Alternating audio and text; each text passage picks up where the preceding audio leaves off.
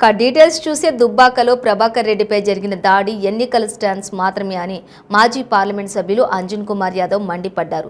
దోమలగూడ, చిక్కడపల్లి, ముషీరాబాద్ పలు బస్తీల్లోని కాంగ్రెస్ పార్టీ ప్రచార కార్యక్రమంలో ఇంటింటికి తిరిగి కరపత్రాలను అందజేశారు. ఈ సందర్భంగా వారు మాట్లాడుతూ సీఎం కేసీఆర్ దళితుని ముఖ్యమంత్రి చేస్తానని, 3 ఎకరాల భూమి ఇస్తానని ఇప్పటి వరకు ఆ ఊసే ఎత్తలేదని ఎద్దేవా చేశారు.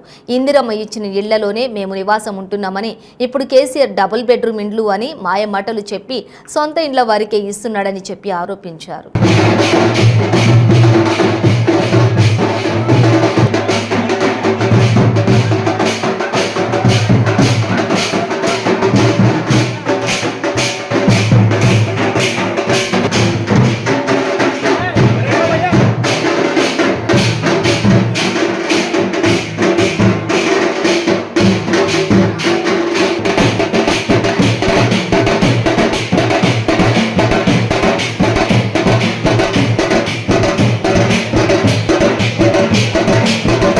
దోమలగూడ డివిజన్లో పాదయాత్ర చేస్తున్నాం.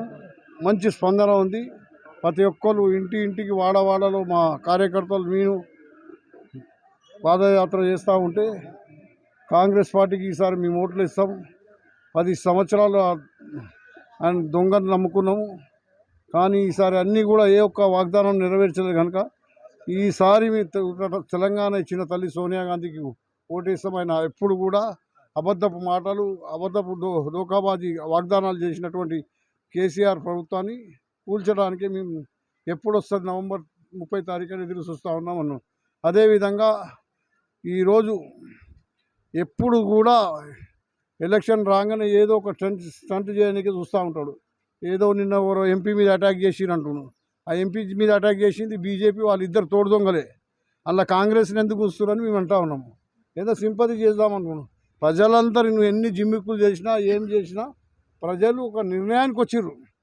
కాంగ్రెస్ పార్టీ ఇక చూడు మీరు 6 అగ్రిమెంట్ రేపు వచ్చిన తర్వాతనే ప్రజలకు అందరికీ మేలు చేస్తాం.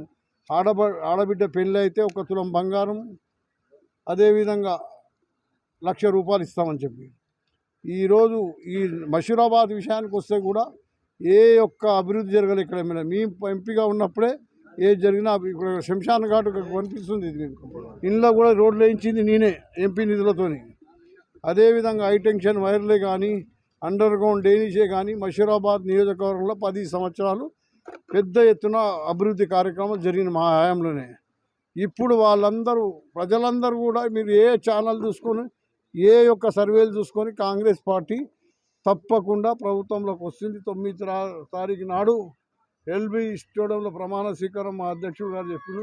అదేవిధంగా ఈరోజు మా ప్రియతమ నాయకురాలు ప్రియాంక గాంధీ కూడా చేవెళ్ళ ప్రాంతంలో అక్కడ రంగారెడ్డి జిల్లాలో పర్యటిస్తుంది. రానున్న రోజులలో నగరంలో కూడా పర్యటిస్తారు రాహుల్ గాంధీ గారు, ప్రియాంక గాంధీ గారు. ఈ ప్రజలందరూ విరక్తి చెందిరు. డల్లాస్ సిటీ చేస్తా, ఇస్టాంబుల్ సిటీ చేస్తా అని ఒక్క వర్షం వస్తే చెరువులు కుంటల్లాగా నిండిపోతున్నాయి. ఏ ఏరియా పోయినా, ఏ వీధి గల్లీలలో పోయినా కూడా డ్రైనేజీలు ఉంటున్నాయి, అన్నీ పొయ్యి పొంగుతున్నాయి. డ్రైనేజీలు డక్కన్లు పోయి వర్షాలు వస్తే అలా డ్రైనేజీలో పడి చచ్చిపోయిన సంఘటనలు ఉన్నాయి.